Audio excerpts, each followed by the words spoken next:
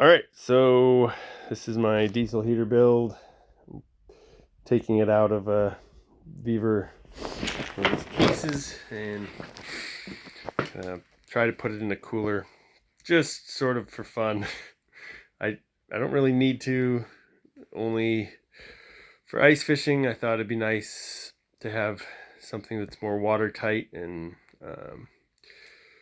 it might also help with this keeping the sound of the pump down, and might keep my battery, because I'm doing it all in one with the battery as well. So I thought it might just keep that a little warm if it doesn't get super cold here. But we've got a weekend coming up.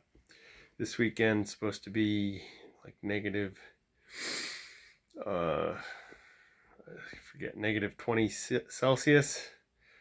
Anyway, it's going to be around zero, and so we do have some cold winters in Iowa. Anyway, so I'll start with my heat pump.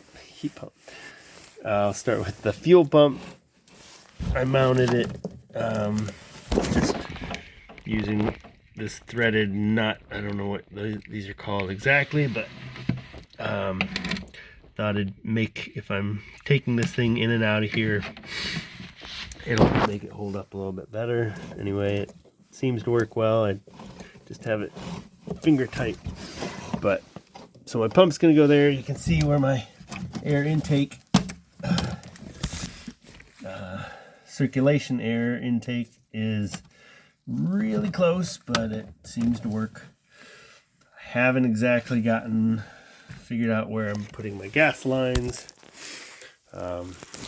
Here, my controller and battery monitor. I'm gonna have a three position switch here, off, fans, and battery monitor with fans is the idea. So I can just run fans. They're very low voltage fans, so I thought if I have one pushing air in, one pushing air or pulling air out, would help get fresh air, because I don't have any vents. I may add a vent. We'll see how hot it gets inside. But this also has a temperature monitor right here, so that'll give me an idea of what the temperature is inside the cooler. And the controller also has a temperature monitor, but it's not going to be inside. Anyway, fans, and also here's I've got a USB. Well, it's got a couple USBs and also a gauge for the battery in voltage, whereas this is a sort of a percentage or a bar showing how much battery's left. And I also have on my battery here a Wi-Fi monitor, so I can it'll actually notify me or send me an alarm when the battery's below whatever, a couple different thresholds I set. So I think I have one at 50 and I have another one at 20%, so I don't burn my heater out. Anyway, so there's the fuel pump. Okay, the heater got mounted on one of these pedestals. Let's see here. I'm gonna put the camera up. Let's see. Do this. All right. So I bought this pedestal. There we go.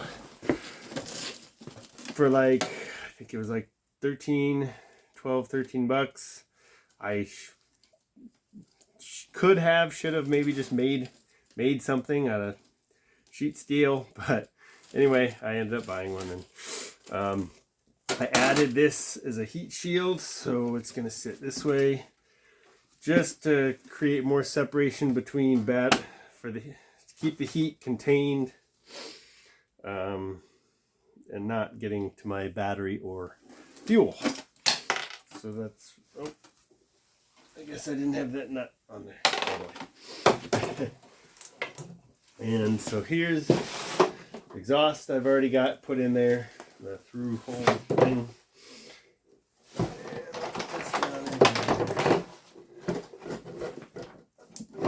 So I also should show you, I wrapped the exhaust with exhaust wrap to try to contain some of that heat. Boy, I'm not good at this. And I ended up having using some just corrugated galvanized sheet steel to make a tube that goes through here that's a little bit wider diameter than the exhaust pipe. And I also got some muffler seal that I'm going to smear in there to make it more of a tight seal. I'm not 100% happy with that as a solution, but for now that's what I've got for my exhaust. So let me drop it down in here so I can kind of line up the bottom exhaust and get that down in there. Over here I used a section of the pipe that came with the heater and this soup can that fits just perfectly over the air intake, and sort of acts as an adapter between these two. It's a pretty close fit, but since it's the air intake, I think it's going to get enough flow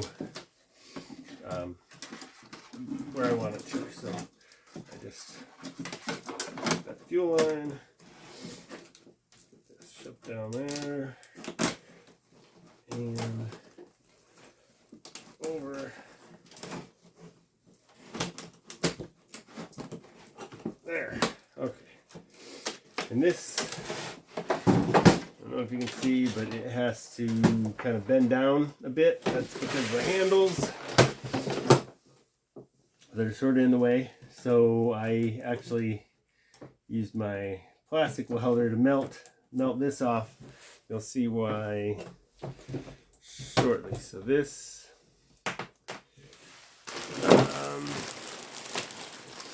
where is it? Okay. So for the air return, this is going to come from my ice fishing tent. I'm going under the skirt with it because it doesn't need to be. It's not going to be super hot air.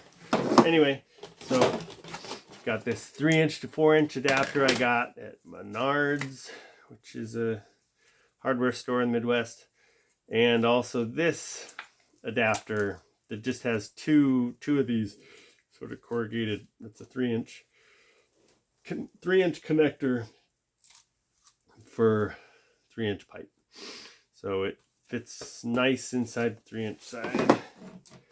That fits inside this corrugated, so it slides inside the corrugated pipe and it fits tight right there. And then I can clamp. I've got just enough clearance with my handle that I melted to get that on underneath. And a worm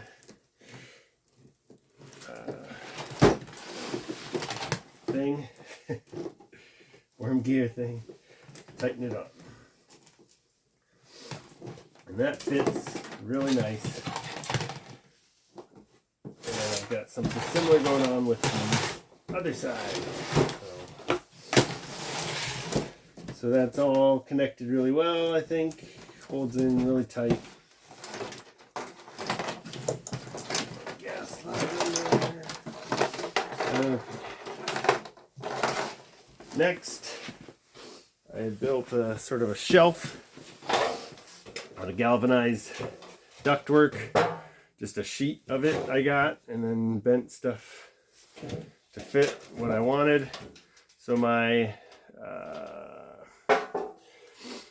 air intake for the combustion chamber goes through here, and so that's going to be sort of also separated like that. So it just sits in there really nice. So now I've got a layer of copper and a layer of this galvanized sheet steel with about at least a 1/2 inch between the two. That makes me feel really good. And also the battery and gas are going to be elevated above that, so there's a little bit more separation. All right, now I think battery is going to be this way.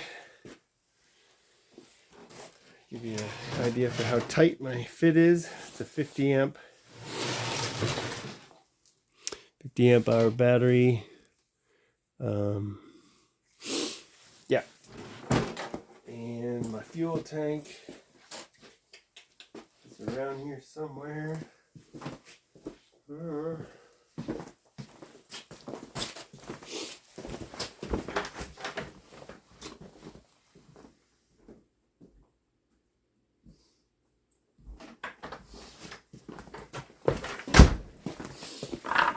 some reason my fuel tank was in the house. So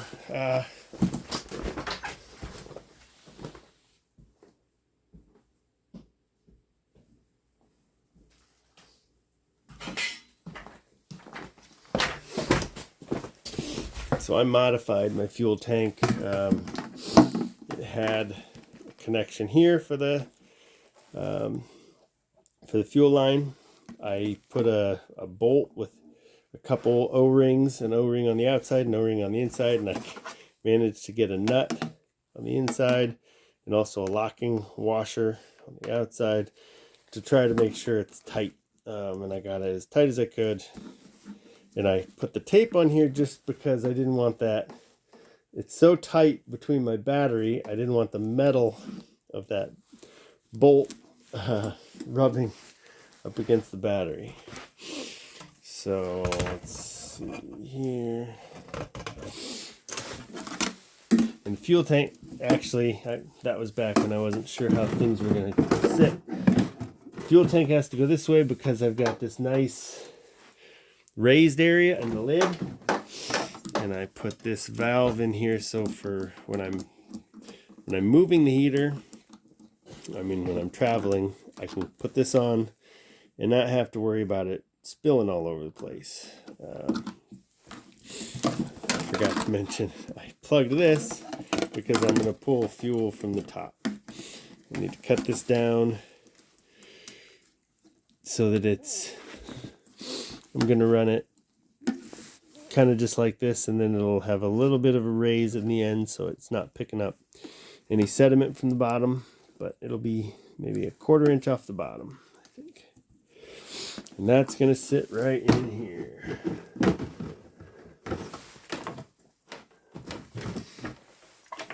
Maybe the battery has to go in last. Yeah. And that is how tight she fits. There is some wasted space underneath. I have a 2.5 inch lift on with that galvanized steel. So, but I think that's kind of maximizing the space as best I can.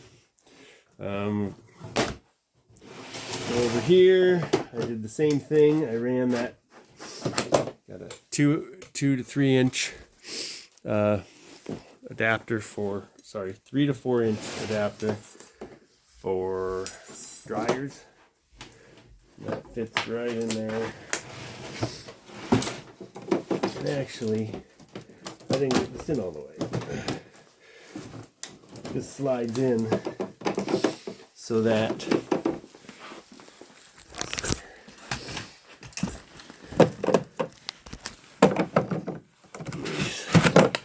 that actually fits inside of this. So So there's really a good seal between the insulation there and the hot air that's going through. So yeah, I'm happy with how that turned out.